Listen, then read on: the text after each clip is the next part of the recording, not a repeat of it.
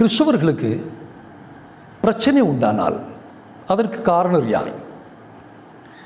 அநேக வருஷங்களாக என் சிறு வயதிலிருந்தே கிறிஸ்துவ குடும்பத்தில் பிறந்து கிறிஸ்தவர்கள் மத்தியில் வாழ்கிறேன்.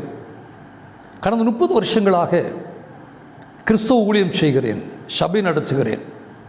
கிறிஸ்தவர்கள் மத்தியில் நாம் பழகும் பொழுது அவருடைய சிந்தை, செயல்பாடுகள், வார்த்தைகள், அவர்கள் எதை விசுவாசிக்கிறார்கள் என்பது வித்தியாசமான ஒரு காரியமாக இருக்கிறது. குறிப்பாக கிறிஸ்தவர்களுக்கு ஒரு தீமை நடந்தால், கிறிஸ்தவர்களுக்கு ஒரு இழப்பு ஏற்பட்டால், கிறிஸ்தவர்களுக்கு ஒரு மோசமான சம்பவம் நடந்தால், கிறிஸ்தவர்கள் யாரிலிருந்து அது வருகிறது என்று நினைக்கிறார்கள் என்று நாம் சிந்தித்தால், அதை தேவன் அனுப்புகிறார், அது தேவனிடத்திலிருந்து வருகிறது என்று தான் அவர்கள் நம்புகிறார்கள். ஒருவருக்கு திடீரென்று திருட்டு போய்விட்டது என்று வைத்துக்கொள்வோம். கொஞ்சம் நகைகள் திருட்டு போய்விட்டது, பணம் திருட்டு போய்விட்டது, ஏதோ ஒன்றை அவர்கள் இழந்து விட்டார்கள். அவர்கள் இழந்த உடனே முதல்ல கேட்கிற கேள்வி, ஏப்பா இப்படி செய்தீங்க, ஏசப்பா ஏப்பா இப்படி செய்தீங்க, ஏப்பா நீ கைவிட்டுட்டீங்க, ஏப்பா இப்படி சோதிக்கிறீங்க, இந்த இழப்புக்கு ஏப்பா நீங்கள் இப்படி பண்ணினீங்க, நான் என்ன தப்புப்பா உங்களுக்கு எதிராக பண்ணினேன், இப்படித்தான் எல்லாருமே கேட்குறாங்க. ஸோ எல்லா இழப்புக்கும் காரணம் தேவன் ஏதோ ரீதியில் அவர்களுக்கு எதிராக கிரியை செய்கிறார், கிரியை செய்துட்டாரு, ஆனபடியால் நமக்கு அந்த இழப்பு வந்து விட்டது என்பதை அவர்கள் அப்படியே காலகாலமாக விசுவசித்திருக்கிறார்கள். ஒருவருக்கு வியாதி வந்து விட்டது, ஏப்பா வியாதியை போட்டீங்க என்று கேட்குறாங்க. சமீபத்தில் ஒரு ஊழியக்காரை சந்தித்தேன். வியாதிப்பட்டிருக்கிற அவர் சொன்னார், கர்த்தர் வியாதியை போட்டு சோதிக்கிறார் என்று சொன்னார். இப்போ தேவன் வியாதியை போட்டு சோதிக்கிறார். தேவன் உங்களுக்கு இழப்பை உண்டு பண்ணுகிறார். ஒரு குடும்பத்தில் திடீர் மரணம் ஏற்பட்டால், ஏப்பா உயிர் எடுத்தீங்க, ஏப்பா என் பிள்ளை செத்து போச்சு, எங்கள் அப்பா ஏப்பா இறந்து போனாங்க என்று சொல்லி ஒரு மரணம் சம்பவித்தால், ஒரு இழப்பு சம்பவித்தால், ஒரு வியாதி சம்பவித்தால், ஒரு டிவோர்ஸ் ஆனால், ஒரு வேலை இழப்பு ஏற்பட்டால், ஒரு பிஸ்னஸ் இழப்பு ஏற்பட்டால், அல்லது ஒரு பிரச்சனை வந்து அதன் மூலமாக மன சஞ்சலப்படும் பொழுது, கஷ்டப்படும் பொழுது, வேதனைப்படும் பொழுது கிறிஸ்தவருடைய முதல் எண்ணம் வருவது, தேவன் சோதிக்கிறார். ரெண்டாவது அவர்கள் சொல்லுகிற ஒரு குற்றச்சாட்டு என்னவென்றால், தேவன் அறியாமலா வந்தது, தேவன் எல்லாவற்றையும் அறிகிறார், தேவன் அறிந்துதான் இது வந்தது. இப்போ தேவன் அறிந்துதான் இது வந்தது என்று ஏன் சொல்கிறார்கள்? ஆண்டவர் தடை பண்ணியிருக்கலாம் இல்லையா? இப்படி வராமல் ஆண்டவர் பார்த்துருக்கலாம் இல்லையா? ஆனால் இது வரும்படிக்கு ஆண்டவர் நம்மளை கைவிட்டு விட்டார் அல்லவா? ஆனபடியால் மறைமுகமாக இதற்கு காரணர் தேவன் தான். தேவன் அறிந்துதான் வந்தது, இந்த இழப்பை உருவாக்குவதற்கு தேவன் தான் காரணர். இந்த தேவன் தான் பேசாமல் இருந்து விட்டார், நம்மை இந்த தண்டனைக்குள்ளாக, இந்த இழப்புக்குள்ளாக, இந்த வியாதிக்குள்ளாக, இந்த மரணக்கட்டுக்குள்ளாக, இந்த ஆபத்துக்குள்ளாக, இந்த கஷ்டத்துக்குள்ளாக கொண்டு செல்வதற்கு காரணம் தேவன் தான். 2, உடனே அவங்க தங்களை பரீட்சை செய்ய தொடங்குறாங்க. எப்படி? நான் ஏதாவது பாவம் செய்துட்டனோ, எங்கள் வீட்டில் ஏதாவது பிரச்சனை இருக்குதோ, நான் தேவனுடைய வழிகளை மீறி விட்டேனோ என்று பலவிதமான சோதனை செய்தாலும் இருதயத்தில் அவர்கள் மிக மிக முக்கியமாக வைத்திருப்பது இது தேவனால் வந்தது என்பதுதான். ஆனால் யோவான் 10ஆம் அதிகாரம் அதனுடைய 10ஆம் வசனம் வாசிக்கும் பொழுது தமிழ் வேதாகமத்தில் எப்படி சொல்லப்பட்டிருக்கிறது? திருடன் திருடவும் கொல்லவும் அழிக்கவும் வருகிறான், நானோ அவைகளுக்கு ஜீவன் உண்டாயிருக்கவும் அது பரிபூர்ணப்பட வந்தேன் என்று இயேசு சொன்னார். கத்தோலிக்க வேதாகமத்தில் ரொம்ப அழகாக அதை மொழிபெயர்த்திருக்கிறார்கள். கிராமட்டிக்கல் அழகாக மொழிபெயர்த்திருக்கிறாங்க. திருடுவதற்கும் கொல்வதற்கும் அழிப்பதற்குமே அன்றி வேறொன்றிற்கும் திருடன் வருவதில்லை, நானோ ஆடுகள் உயிர் பெறும்படி வந்தேன், அதை மிகுதியாய் பெரும்பொருட்டே வந்தேன். ஆங்கிலத்தில் எழுதப்பட்டிருக்கிறது life and life abundance, abundant life. இயேசு சொல்கிறார், பிசாசு சாத்தான் திருடவும் கொல்லவும் அழிக்கும் வருகிறார். ஆனால் நம்முடைய வாழ்க்கையில் நமக்கு இழப்பு ஏற்பட்டால், வியாதி வந்தால், மரணம் வந்தால், பலவித சோதனை வந்தால், பிரச்சனை வந்தால், கண்ணிகள் வந்தால், நாம் சொல்லுகிறோம், ஆண்டவரே ஏப்பா இந்த வியாதியை சரீரத்தில் போட்டீங்க, இந்த தொல்லைக்கு ஏப்பா என்ன ஒப்பு கொடுத்தீங்க, இந்த கஷ்டம் எதுக்குப்பா என்ன கொடுத்தீங்க என்று சொல்லி நாம் தேவனிடத்தில் கேட்பதன் மூலமாக இயேசு கிறிஸ்துவை திருடுகிறவராகவும் கொல்லுகிறவராகவும் அழிக்கிறவராகவும் ஆக்கிறோம். அது தேவனுக்கு நன்றாக தெரியும். இவர்கள் தங்களுடைய பழியை என் மேலே தான் போடுறாங்க. எது கிறிஸ்துவனோட வாழ்க்கையில் நடந்தாலும் பழி போடுவது ஆண்டவர் மேலே தான். ஆண்டவர் தான் அந்த பொறுப்பை ஏற்கணும். ஆகினால் இந்த ஜனங்கள் கேட்கும் பொழுது, இந்த வசனங்கள் அழகாக கேட்டிருந்தாலும், அறிந்திருந்தாலும், வீட்டில் பெரிய போர்டு வச்சிருந்தாலும், வாழ்க்கையில் பிரச்சனை வரும்போது பழி சுமத்துவது தேவன் மேலே தான் பழி சுமத்துறாங்க. இதை கேட்கிற ஆண்டவர் என்ன நினைப்பார் என்பதை குறித்து அவர்கள் எதுவும் கவலைப்படுகிறதே இல்லை. இப்போ ஆபிரகாம் இருக்கிறார். ஆபிரகாமை தேவன் தெரிந்து கொண்டார், விசுவாசிகளின் தகப்பன். ஆபிரகாம் தன் மனைவியோடு கூட தேவன் அவரை கல்தேயுடைய தேசமாகி ஊரிலிருந்து அழைக்கும் பொழுது மனைவியோடு கூட வருகிறார். வந்த இடத்தில் ஒரு ராஜா மனைவியை கடத்திட்டு போயிட்டான். இப்போ பாருங்கள், நம்ம ஒரு ஊருக்கு போயிடுறோம், படைந்த போயிருக்கிறோம். அந்த தேசத்தில் ஒரு அதிபதி நம்ம மனைவியை கடத்திட்டு போயிட்டான்னா நம்முடைய மனநிலைமை எப்படி இருக்கும்? என்ன மாதிரி நம்ம நினைப்போம்? முதல் வார்த்தை, ஆண்டவரே, கல்தேயருடைய தேசமாகிய ஊரில் என் குடும்பத்தாரோட சமாதானமாக தானே இருந்தேன். நீர் தானே நான் காண்பிக்கிற கானான் தேசத்துக்கு போன்னு சொன்னீர். கானான் தேசத்துக்கு போன்னு சொன்னோட நான் வரவும் செய்தேன். ஆனால் வந்த வழியில் என் மனைவியை அடுத்தவன் தூக்கிட்டு போகும்படியா ஏன் செய்தீர் ஆண்டவரே? நான் உமக்கு என்ன பாவம் செய்தேன்னு என்னை இப்படி கொண்டு வந்து தண்டிக்கிறீர் என்று தான் ஒரு சாதாரண கிறிஸ்தவன் மட்டுமல்ல, ஒரு ஊழியக்காரர்கள் கூட இப்படித்தான் கேட்பார்கள். அதனால் ஆபிரகாமை பாருங்கள், ஆபிரகாம் அதை குறித்து எதுவுமே கண்டுகொள்ளவில்லை. ஏனென்றால் ஆபிரகாமுக்குள்ளாடி இருந்த விசுவாசம் எபிரேய பாஷையில் அம்மான் என்கிற விசுவாசம். அதிலிருந்து தான் ஆமென் என்ற வார்த்தை வருகிறது. Concrete solid faith. அப்போ தேவன் தன்னை கொண்டு வந்தது இதற்காக அல்ல என்றும், தேவன் இதற்கு காரணர் அல்ல என்றும் ஆபிரகாம் மிக தெளிவாக அறிந்திருந்தபடியினால் ஆபிரகாம் தேவனை நோக்கி கேள்வி கேட்கவோ முறுமுறுக்கவோ ஆபிரகாம் ஜெபித்தார் என்று கூட பைபிள் இல்லை. ஆனால் தேவன் ஏற்ற சமயத்திலே அதை அவர்களை கொண்டு போறவர்களோடு கூட கிரியை செய்து திருப்பி கொண்டு வந்து நாம் பார்க்கிறோம். ஆபிரகாமுக்கு தேவனை குறித்தான ஒரு சரியான வெளிப்பாடு இருக்கிறது. தேவனுடைய வார்த்தை குறித்து சரியான வெளிப்பாடு இருக்கிறது. அந்த வார்த்தையில், அந்த விசுவாசத்தில் தேவனை அவர் நல்லவராக மட்டுமே பார்க்கிறார். தனக்கு ஒரு துரோகம், தன் குடும்பத்திற்கு ஒரு துரோகம், தனக்கு ஒரு தீமை இந்த தேவன் ஒருபோதும் செய்ய மாட்டார் என்கிற ஒரு பயங்கரமான விசுவாசத்தில் ஆபிரகாம் வாழ்ந்தபடினால்தான் தேவனிடத்திலிருந்து தொடர்ந்து நன்மைகளை ஆபிரகாம் பெற்றுக்கொண்டே வந்தார். ஒரு மனைவியையும் முதல் பையனையும் அனுப்பிவிடும்படி சாராள் சொல்லும் பொழுது ஆபிரகாம் கூப்பாடு போட்டு அழல, பொறுமையாக இருக்கிறார். தேவன் சொல்லுகிறார் அனுப்பிவிடு என்று சொல்லி எந்த வார்த்தையும் சொல்லாமல் அனுப்புகிறார்.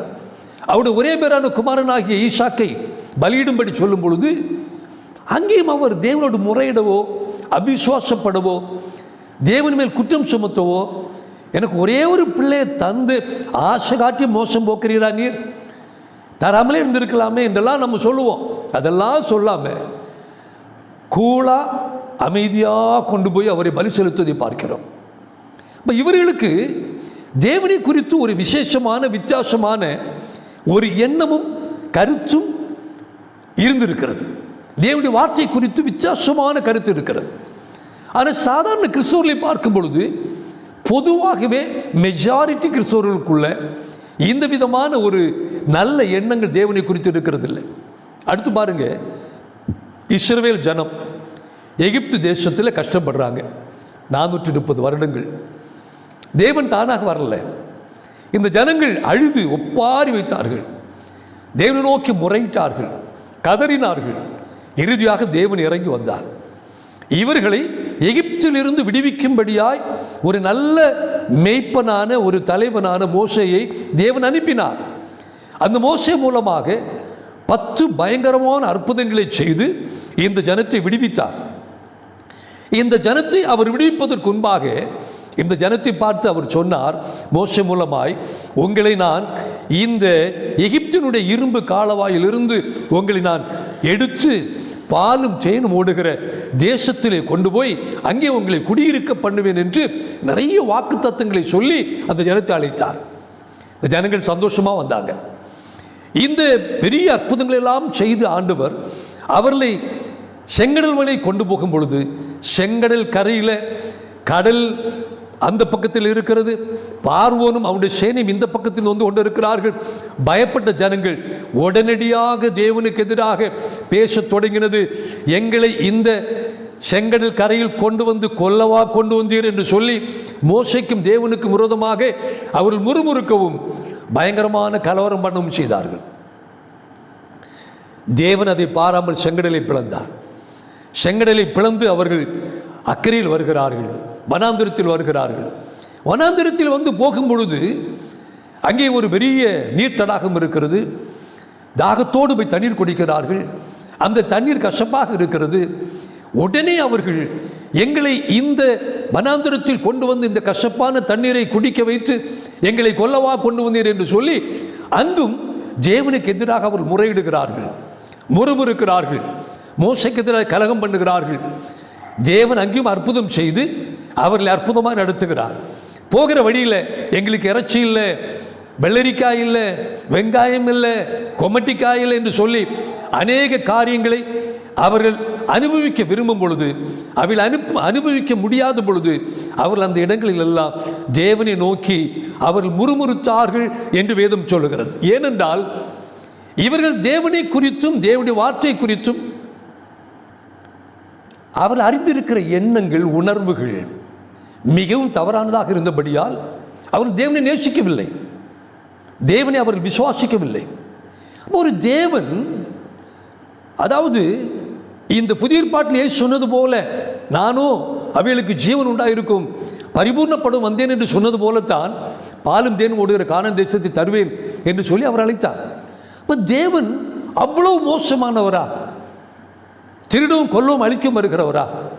ஒரு தேசத்திலே வாழ்கிற ஜனங்களை கொண்டு வந்து அந்த தேசத்திலிருந்து வெளியே கொண்டு வந்து செங்கடலை கடத்தி கொண்டு வந்து மனாந்திரத்திலே கொண்டு அவர்களை தனிமையாக விற்று தண்ணீர் இல்லாமல் ஆகாரம் இல்லாமல் பட்டினி போட வைத்து கொல்லக்கூடிய கொடுமையான ஒரு நபராக அவர் இருக்க முடியுமா என்பதை அந்த ஜனங்கள் சிந்திக்காமல் போனபடியினால் வெறும் 11 நாட்கள் நடந்து போக வேண்டிய தூரம், ஒரு நாள் தூரம் என்பது ஏறக்குறைய 20 மைல்கள், 11 நாள் நடந்து போகிற தூரம். இன்றைக்கும் அந்த இடங்கள் அப்படித்தான் இருக்கிறது. எகிப்திலிருந்து இஸ்ரவேல் வருவதற்கு ரொம்ப தூரமெல்லாம் இல்லை, அமெரிக்காவிலிருந்து ஆஸ்திரேலியா போது போல தூரமெல்லாம் இல்லை. ஆனால் இந்த சின்ன தூரத்தை அவர்கள் கடக்காதபடிக்கு தேவன் அவர்கள் மேல் கோபப்பட்டார்.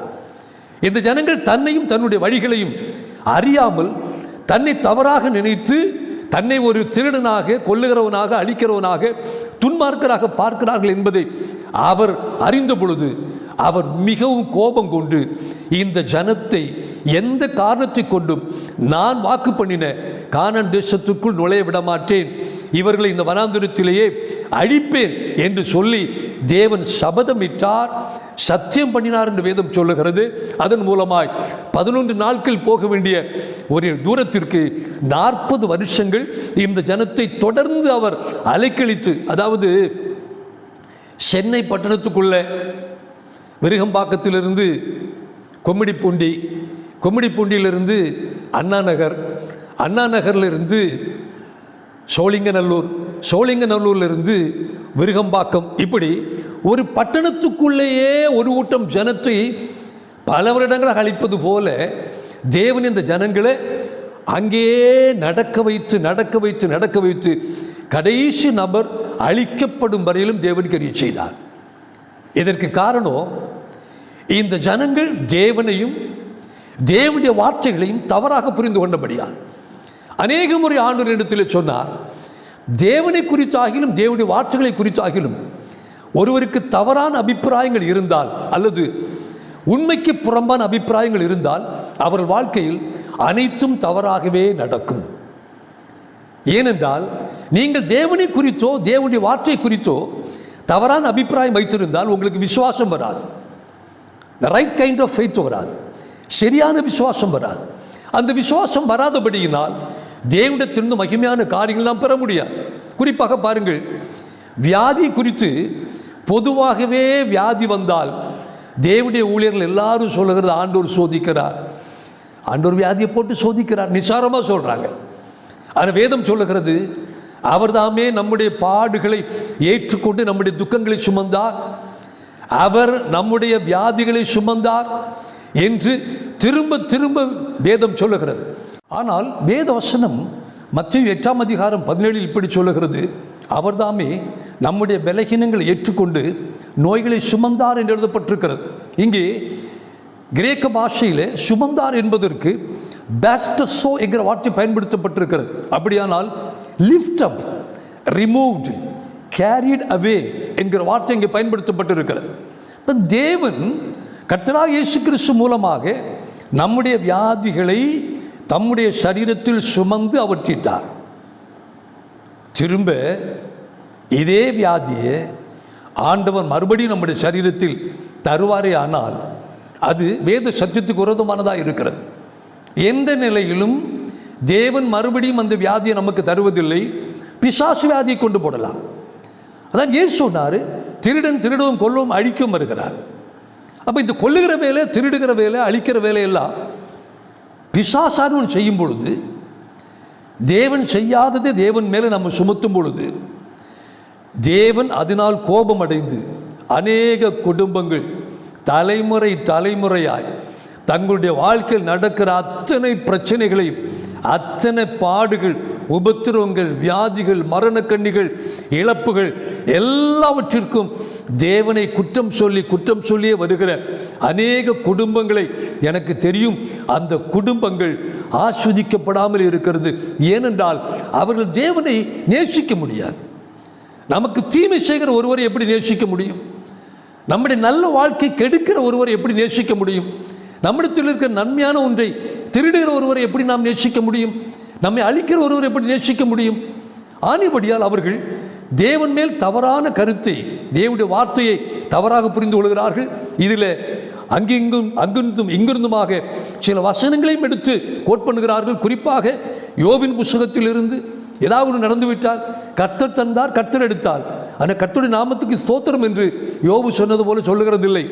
அப்படி சில வசனங்களை எடுத்து திரித்து உள்ளத்துக்குள்ள தீமை வரும்பொழுதெல்லாம் அதை தேவன் மேலே நீங்கள் சுமத்தினீர்கள். ஆனால் மெய்யாகவே இஸ்ரவேல் தினத்துக்கு நடந்துதான் உங்களுக்கு நடக்கும். ஏனென்றால் புதிய ஏற்பாட்டு கிறிஸ்துவ நினைப்பது நாம் எது செய்தாலும் பரலோகத்துக்கு போயிடலாம். குறிப்பாக பெந்தகோஸ் சபைக்கு போய் பெந்தகோஸ்காரர்களாக இருந்தால் எது செய்தாலும் பரலோகம் நிச்சயமாக கிடைக்கும் என்பது மக்களுடைய நம்பிக்கை. ஆனால் நீங்கள் புதிய ஏற்பாட்டிலே 1 கொரிந்தியர் 10ஆம் அதிகாரம் 1 முதல் வசனங்களை வாசித்தால், இஸ்ரவேல் ஜனங்கள் முறுமுறுத்து அழிந்து போனார்கள், வேசித்தனம் பண்ணி அறிந்து போனார்கள் என்று அவர்கள் வனாந்தரத்தில் செய்த தவறுகளையெல்லாம், பாவங்களையெல்லாம் அப்போஸ்தலனாகிய பவுல் சொல்லிவிட்டு, இது நமக்கு திருஷ்டாந்தங்களாக, ஆங்கிலத்தில் எக்ஸாம்பிள்ஸாக எழுதப்பட்டிருக்கிறது. உலகத்தின் முடிவில் இருக்கிற நமக்கு அது எக்ஸாம்பிளாக எழுதப்பட்டிருக்கிறது என்று சொன்னால் என்ன அர்த்தம்? அவர்களுக்கு சம்பவித்தது போல உங்களுக்கும் சம்பவியாதபடிக்கு எச்சரிக்கையாக இருங்கள் என்கிற வார்த்தையை நாம் 1 கொரிந்தியர் 10ஆம் அதிகாரத்தில் பார்க்கிறோம், எபிரேய நிருபம் முழுவதிலும் பார்க்கிறோம். அப்போ கர்த்தரை தூஷிக்கிறவர்கள், இதெல்லாம் ஒரு தேவனுக்கு எதிரான தூஷணம், தேவனுடைய இருதயத்தை புண்படுத்துகிற செயல், தேவனுடைய கிரியைகளையே மாற்றுகிற செயல், தேவனுடைய ஒட்டுமொத்த வேதாகமத்தினுடைய அடிஸ்தானமான உபதேசத்தை, கருத்தை குலைத்து போடுகிற செயல்களை தான் நாம் செய்கிறோம்.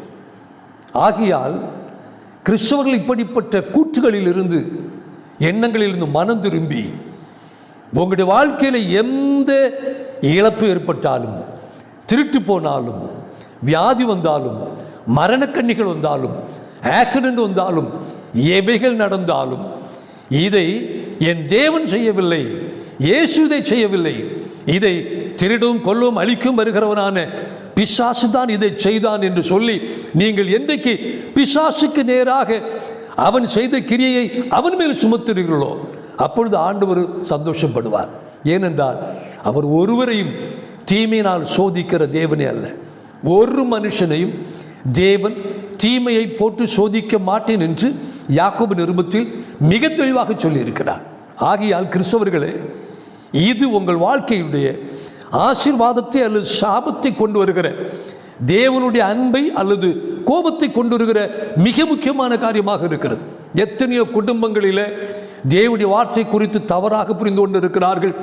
தரித்திரத்தை தேவன் கொடுக்கிறார் என்று அவர்கள் சந்தோஷத்தோடு அதை விசுவாசிக்கிறார்கள். அந்த குடும்பங்கள் தலைமுறைகளாக தரித்திர குடும்பங்களாகவே இருக்கிறது. வியாதியை தேவன் தந்த பரிசு என்று நினைக்கிறார்கள். அந்த குடும்பங்களில் வியாதிக்கு குறைவே இல்லை. இழப்பு தேவன் தந்த பரிசு என்று நினைக்கிறார்கள். இந்த வழிகளெல்லாம் தேவன் நடத்துகிற வழிகள், இது நன்மை என்று நினைக்கிறார்கள். அவர்களும் தலைமுறைகளும் தீமைக்கு மேல் தீமை அடைகிறதை பார்க்க முடிகிறது. இங்கே இயேசுவோ ஒரு வார்த்தை அழுத்தமாக சொல்லுகிறார், நானோ.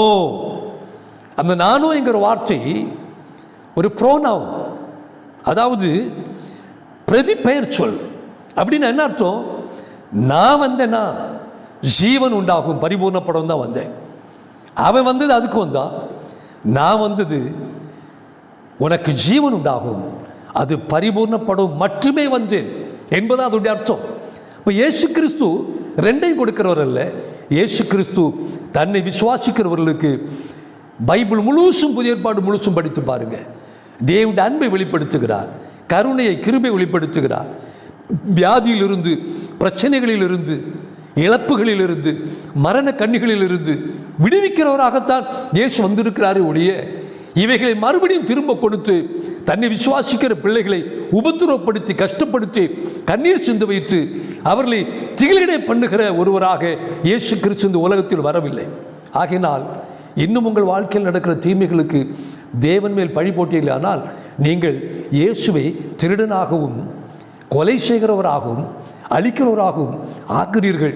நேரடியாகவோ மறைமுகமாகவோ அவர் மேல் பழி சுமத்தும் பொழுது இதுதான் சம்பவிக்கிறது.